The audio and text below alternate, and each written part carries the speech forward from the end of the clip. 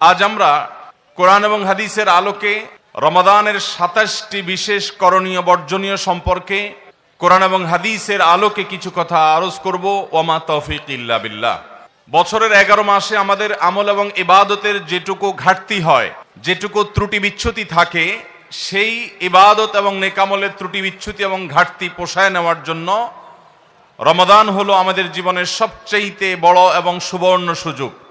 রমাদান মাস উপলক্ষে বিশেষ যে ২৭টি আমলের কথা আমরা বলতে চাই, তার প্রথম আমলটি হলো চাঁদ দেখা। রমাদান মাসের চাঁদ শাবানের শেষ দিনে আমরা পশ্চিম আকাশে তালাশ করব, অনুসন্ধান করব। রমাদানের দ্বিতীয় আমল হলো সবচেয়ে গুরুত্বপূর্ণ আমল, সেটা হলো সিয়াম সাধনা, রোজা রাখা। প্রত্যেক প্রাপ্তবয়স্ক সুস্থ মস্তিষ্ক সম্পন্ন নারী এবং পুরুষ তিনি যদি মুসলমান হয়ে থাকেন, তাহলে সেক্ষেত্রে তার উপরে আল্লাহ রাব্বুল আলামিন রমাদানের দিনের বেলায় রোজা রাখা, সিয়াম সাধনাকে ফরজ করেছেন। প্রত্যেক প্রাপ্তবয়স্ক মুসলিম নারী এবং পুরুষ যদি সুস্থ সবল হয়ে থাকেন, আল্লাহ রাব্বুল আলামিন এই ফরজ তাকে পালন করতে হবে। আল্লাহ বলেছেন, কুতিবা আলাইকুমুস সিয়াম, তোমাদের উপরে রোজা রাখাটাকে ফরজ করা হয়েছে। অতএব রমজানের দিনের বেলা রোজা রাখা হলো রমজানের সবচেয়ে বড় আমল। এটা হলো দ্বিতীয় আমল বলেছি। নাম্বার ৩, রমাদান মাস উপলক্ষে রাতের বেলা তারাবির নামাজ আদায় করা, এটা রমাদানের তৃতীয় আমল। নবী করিম সাল্লাল্লাহু আলাইহি সাল্লাম বলেছেন, মান কামা রমাদানা ঈমানান ওয়া ইহতিসাবা গুফিরা লাহু মা তাকাদ্দামা মিন যামবি। যে ব্যক্তি রমজান মাসে রাতে দাঁড়িয়ে ঈমানের সাথে, ইখলাসের সাথে আল্লাহর কাছ থেকে সওয়াব পাওয়ার আশায় তারাবির নামাজ পড়বে, তার পূর্বের সমস্ত গুনাহ খাতা মাফ করে দেওয়া হবে। রমজানের চতুর্থ আমল হলো সাহারি করা। আমরা অনেকে ইচ্ছাকৃতভাবে সাহারি করি না, হয়তো কখনো ভালো লাগে না সাহারি করতে, খাওয়ার রুচি থাকে না, আমরা সাহারি খাই না। সাহারি খাওয়া ছাড়াও যদি কেউ রোজা রাখে, রোজা হয়ে যাবে, কিন্তু সাহারি খেলে আপনার খাদ্য গ্রহণ হবে, পাশাপাশি আপনি সওয়াব লাভ করবেন। ৫ নম্বর আমল হলো সাহারিটা শেষের দিকে খাওয়া। এখনো অনেক মুরব্বীরা আছেন গ্রামাঞ্চলে, তারা মাঝরাতে সাহারি খেয়ে ফেলেন, ১২টা-১টার দিকে সাহারি খেয়ে ফেলেন। সাহারি খাওয়ার জন্য সবচাইতে উত্তম সময় হলো রাতের শেষ প্রহরের একেবারে শেষের দিকে। ৬ নম্বর আমল হলো রমজান উপলক্ষে ইফতার করা। ইফতার মানে নাস্তা খাওয়া। সারা বছর আমরা দিনের বেলায় শুরুতে নাস্তা খাই, কিন্তু এর কারণে কোনো সওয়াব আমাদের আমল নামায় লেখা হবে এমন কোনো কথা বলা হয় নাই। কিন্তু রমজান মাসের সন্ধ্যা যখন আপনি ইফতার খাবেন, এই ইফতার খাওয়ার মাধ্যমে আপনি একটা সুন্নাহর উপর আমল করলেন, এটার কারণে আপনার আমল নামাতে একটা সওয়াব লেখা হবে। সওয়াবের আশা যদি আপনার থাকে, ইফতারের নিয়ত যদি আপনার থাকে, তাহলে এর মাধ্যমে আপনি সওয়াব লাভ করবেন। ৭ নম্বর আমল হলো ইফতারটা তাড়াতাড়ি করা, ইফতার বিলম্বে না করা। আমরা অনেকে আছি ইফতার অনেক বেশি দেরি করি। আমরা মনে করি যত দেরি করে ইফতার করা যায় ততই বোধহয় রোজাটা নিশ্চিতভাবে শুদ্ধ হয়, সঠিক হয়। এটা ভুল ধারণা। নবী করিম সাল্লাল্লাহু আলাইহি সাল্লাম বলেছেন, যতদিন পর্যন্ত এই উম্মত মুসলমান জাতি ইফতার দ্রুততার সাথে করবে, অর্থাৎ ওয়াক্ত হওয়ার পর আর বিলম্ব করবে না, ততদিন পর্যন্ত তারা কল্যাণের মধ্যে থাকবে। ৮ নম্বরের রমজানের আমল হলো ইফতারের দোয়া পড়া। ইফতারের দোয়াটা আমরা অনেকে জানিও না, আবার অনেকে জানলেও সেটা কখন পড়তে হয় সেটা জানি না। ইফতারের শুরুতে বিসমিল্লাহ বলে ইফতার শুরু করতে হবে, ইফতার করা শেষ, এরপরে দোয়া পড়তে হবে। আমরা অনেকে ইফতারের আগে দোয়া পড়ি, এই দোয়াটা ইফতার দোয়াটা পড়তে হয় ইফতারের পরে। দোয়াটা হলো যাহাবাজ জামা ওয়াবতাল্লাতিল উরুক ওয়া সাবাতাল আজরু ইনশাআল্লাহ, এটা হলো দোয়া। ৯ নম্বরের আমল হলো ইফতার এবং সাহারি উভয়টাতে খেজুর খাওয়া, এটা সুন্নাহ। খেজুরের মধ্যে প্রচুর খাদ্য শক্তি আছে। আমরা রমজান মাসে যে রোজা রাখি, সারাদিন পানাহার বর্জন করে থাকি, আমরা যদি সাহারিতে খেজুর খাই, আমাদের শরীরে প্রচুর পরিমাণ খাদ্য শক্তি থাকবে। ১০ নম্বরের রমজানের আমল হলো দিনভর বেশি বেশি দোয়া করতে থাকা। ভাইরা আমার, রোজাদার ব্যক্তির দোয়া আল্লাহ রাব্বুল আলামিন ফিরিয়ে দেন না। রোজাদার ব্যক্তি দিনভর আল্লাহর কাছে দোয়া করতে থাকলে সে দোয়া কবুল হয়। নবী করিম সাল্লাল্লাহু আলাইহি সাল্লাম বলেছেন যে কয়েক ব্যক্তির দোয়া ফেরত দেওয়া হয় না, এর ভিতরে একজন হলেন আস-সাইমু হাত্তা ইফতির। রোজাদার ব্যক্তি ইফতার করা পর্যন্ত তার দোয়া কবুল হতে থাকে। আপনি রোজাদার অবস্থায় দোকানে কাজ করছেন, খেতে খামারে কাজ করছেন, আপনি ব্যবসা প্রতিষ্ঠানে কাজ করছেন, আপনি রাস্তায় হাঁটাচলা করছেন, মা বোনরা বাসা বাড়িতে গৃহস্থলী কাজকর্ম করছেন, এই কাজের ফাঁকে ফাঁকে ওযু নাই, অসুবিধা নেই, এই অবস্থায় আপনি দোয়া করতে থাকেন।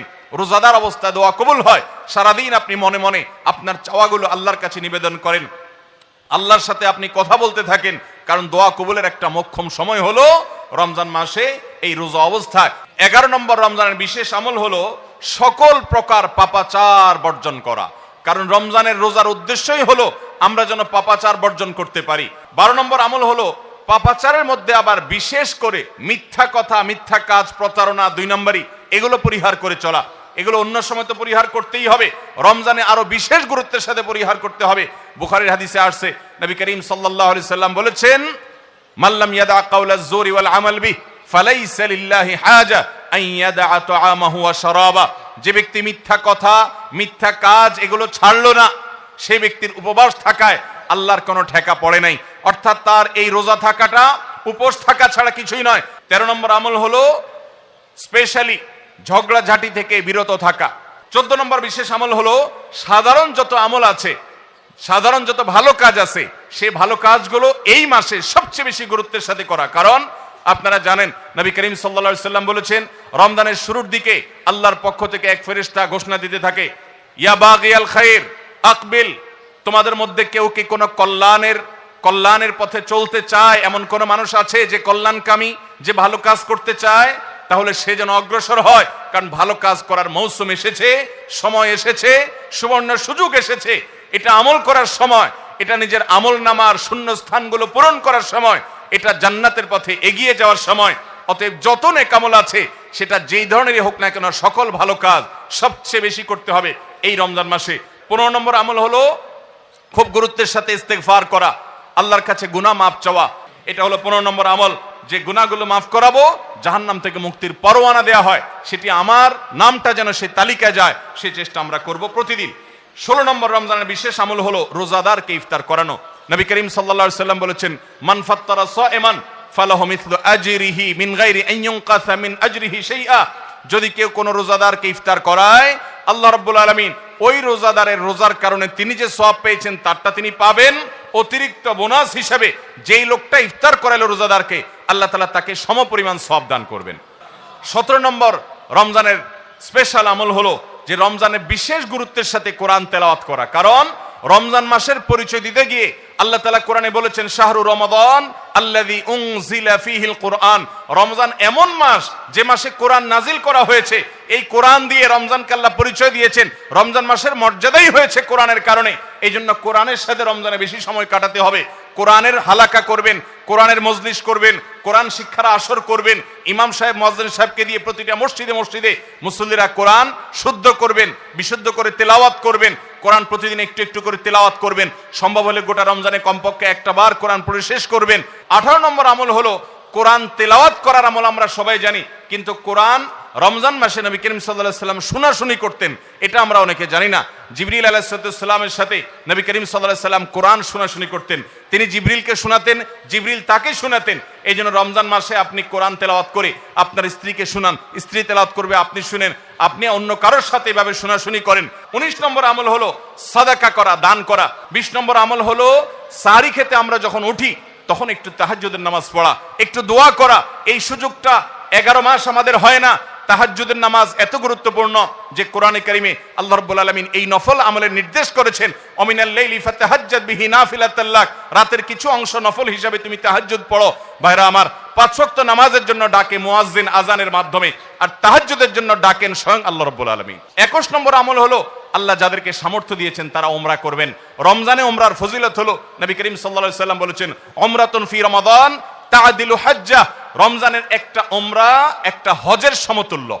22 নম্বর আমল হলো রমজানে দিনের বেলা রোজা রেখে বেশি বেশি মেসওয়াক করবেন। আমরা অনেকে এটা জানি না যে রোজা রেখে মেসওয়াক করা যায়। আমরা বরং অনেকে মেসওয়াক করি না যে রোজা দুর্বল হয় কিনা। অথচ আম্মা জান আয়েশা রাদিয়াল্লাহু তাআলা আনহা বলেছেন যে আমি নবী করিম সাল্লাল্লাহু আলাইহি সাল্লামকে রমজান মাসে রোজা রেখে এত বেশি পরিমাণে মেসওয়াক করতে দেখেছি যে গুণে শেষ করা যাবে না। এই জন্য রমজান মাসে আপনার পকেটে মেসওয়াক থাকতে হবে। 23 নম্বর আমল হলো রমজানের শেষ 10টা দিন ইতিকাফে বসে যাওয়া। যাদের তৌফিক আছে মসজিদে ইতিকাফে বসে যাবেন। 24 নম্বর আমল হলো রমজানের শেষ দশকে বেশি বেশি ইবাদত করার চেষ্টা করা। বুখারী শরীফে আসছে নবী করিম সাল্লাল্লাহু আলাইহি সাল্লাম সম্পর্কে আম্মা জান আয়েশা বলেছেন, ইদা দাখালাল আশর, রমজানের শেষ 10 দিন যখন শুরু হতো তখন নবী সাল্লাল্লাহু আলাইহি সাল্লাম কি করতেন?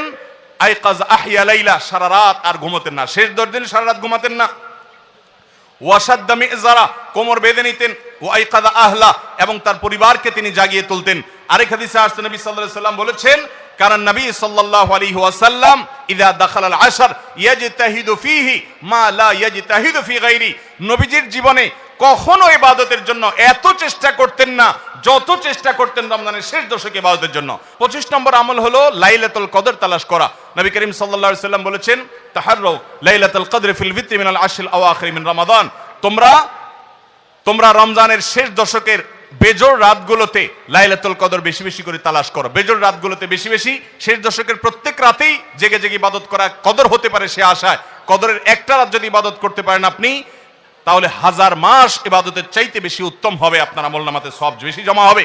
25 নম্বর আমল হলো লাইলাতুল কদর তালাশ করা শেষ দশকের সবগুলো রাতে, সম্ভব না হলে বেজোড় রাতে। আল্লাহ আমাদেরকে তৌফিক দান করুন। আর 26 নম্বর আমল হলো লাইলাতুল কদর যদি আমরা পেয়ে যাই, মনে হয় যে এটা লাইলাতুল কদর হতে পারে, তাহলে একটা বিশেষ দোয়া পড়া। দোয়াটা হলো আল্লাহুম্মা ইন্নাকা আফুউন তুহিব্বুল আফওয়া ফাআফু আন্নি। হে আল্লাহ, আপনি ক্ষমাশীল, আপনি ক্ষমা করতে ভালোবাসেন, পছন্দ করেন, আপনি আমাকে ক্ষমা করুন। এই দোয়াটা পড়বো তো ইনশাআল্লাহ। 27 নম্বর এবং সর্বশেষ আমল হলো রমজানের শেষে ঈদের চাঁদ দেখা যাওয়ার পর অথবা ঈদের চাঁদ দেখা যাওয়ার একদিন আগেও করা যায় ফিতরা আদায় করা, গরিবদের বাসায় খাদ্য পৌঁছে দেওয়া। এটা কেন করব? নবী করিম সাল্লাল্লাহু আলাইহি ওয়াসাল্লাম বলেছেন, যাকাতুল ফিত্রে তুহরাতান লিস-সাইমি আনিল লাগবি ওয়ার রাফাস ওয়া তু'মাতাল লিল মাসাকিন। ফিতরা এটা হলো দুইটা উদ্দেশ্যে। এক হলো রোজা রেখে আমাদের যে ছোটখাটো ভুল ত্রুটি হয়, অনর্থক কথা হয়ে যায়, এগুলো থেকে রোজাটাকে পরিচ্ছন্ন করার জন্য সদকায়ে ফিতর বা আমরা যে ফিতরা দেই এটা ভূমিকা রাখে, এটা কার্যকর হয়, আমাদের রোজাকে ত্রুটিমুক্ত করে দেয়, রিফাইন্ড করে দেয়। আর দ্বিতীয়ত হলো ঈদের দিন গরিব দুঃখীদের বাসায় খাবারের নিশ্চয়তা এনে দেয়।